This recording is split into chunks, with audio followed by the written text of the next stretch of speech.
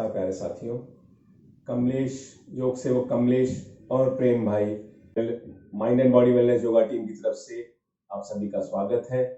आज हम आपको बताने जा रहे हैं शोल्डर्स के दर्द के लिए, गर्दन के दर्द के लिए। पिछले वीडियो को आप रेफर कर सकते हैं। तो शोल्डर्स का दर्द भी आजकल बहुत कॉमन है।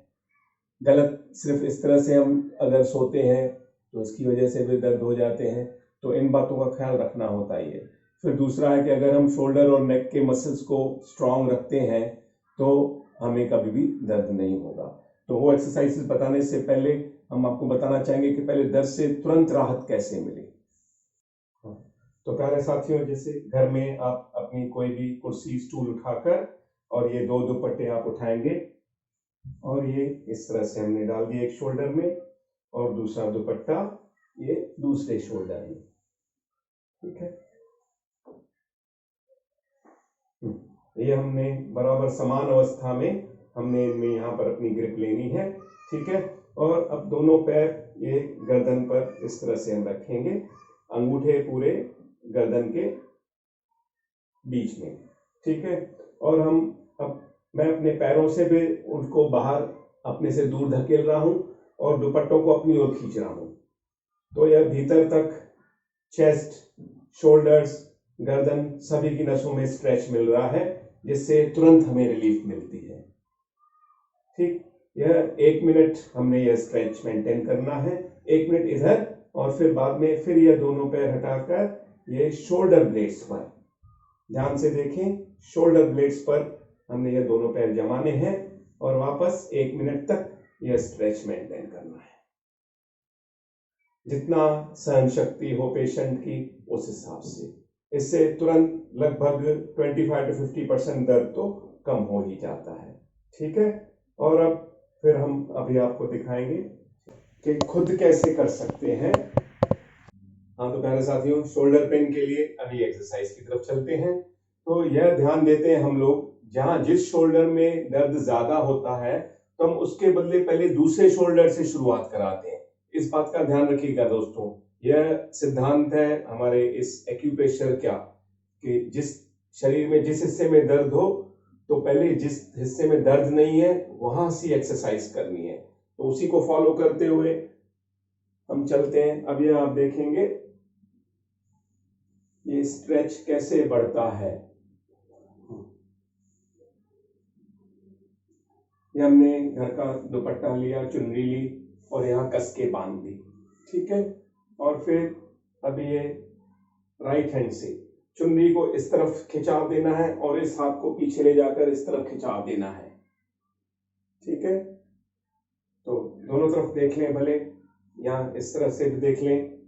जितना हो सके हमने खिंचाव देने का प्रयास करना है ताकि यहाँ की भी नसें खींचें, यहाँ की भी नसें खींचें, और जो बाहर से हम खींच रहे हैं उसका भी इफेक्ट पूरा गर्दन तक जाता है। तो जो C6, C7 vertebra, cervical vertebra number 6 और 7, उसी के आसपास नसों में रुकावट होती है तो दर्द होता है। तो उनमें भी हाथ की वजह से खिंचाव मिलता है और दर्द में राहत मिलती चलती है। दूसरी तरफ भी करेंगे, फिर ये दूसरी तरफ हमने कस के बांध दिया। तो ध्यान रहे, यहाँ जिस तरफ दर्द है पहले दूसरी तरफ, ठीक है। ये भी आप सामने से देख लें, ठीक है। यहाँ से इस तरफ खिंचाव देना है और यहाँ इसको पीछे। तो चारों ओर शोल्डर्स के चारों ओर नसों में खिंचाव है, ठीक, मसल्स में खिंचाव है। तो मसल्स, ध्यान रहे, मसल्स को स्ट्रांग रखना है, नसों में खिंचाव होना चाहिए, इनका कोई पर्याय नहीं है। कोई मेडिसिन, कोई दवा आपकी नसों खिंचाव नहीं देगी, मसल्स में मजबूती नहीं लाएगी, जॉइंट्स में मूवमेंट्स नहीं देगी। तो यह सब हमने खुद ही करना है, यही बात हमने समझनी है दोस्तों। हाँ, अगली एक्सरसाइज की ओर चलेंगे। अब इसमें वापस देखेंगे, यहाँ इस कलाई और हथेली के जोड़ को इस पर हमने प्रेशर देना और यह बांह सीधे ले जाना, ठीक है। वापस इसमें इस तरफ, जो यहाँ इस तरफ शोल्डर ब्लेड्स पर अच्छा जोर पड़ रहा है, पूरी नसें C6, 6, 7, लगभग C3, 4, 5, 6, 7 सभी पर अच्छा खासा खिंचाव आ रहा है इसमें, ठीक है। चलिए अगली ओर बढ़ेंगे। तो एक और बात पर ध्यान दें यह हमने इसमें सांस भरनी है, रोकनी है 3 से 5 सेकंड और फिर सांस रिलीज करनी है। इस तरह की इससे पहले वाली दुपट्टे वाली और यह 10 बार के आसपास हमें रिपीटेशन होनी चाहिए। फिर भी आपकी अपनी क्षमता है, आप 5 बार में थक जाते हैं तो 5 बार। दिन भर में इस तरह से हम 2-3 बार आप रिपीट करेंगे, आप देखेंगे बहुत ही जल्द आपको गर्दन और शोल्डर्स दोनों के दर्द से छुटकारा मिलेगा। तो दोस्तों ध्यान रखिएगा, हमारी ये एक्सरसाइजेस आपको अगर दर्द है तो आपको बिल्कुल उनको प्रैक्टिकल ट्राई करना है, आप इसके फायदे देखकर दंग रह जाएंगे। तो हमारा mind and body wellness yoga channel subscribe करना ना भूलिएगा, लाइक करना ना भूलिएगा और अपने मित्रों को बताइएगा। धन्यवाद।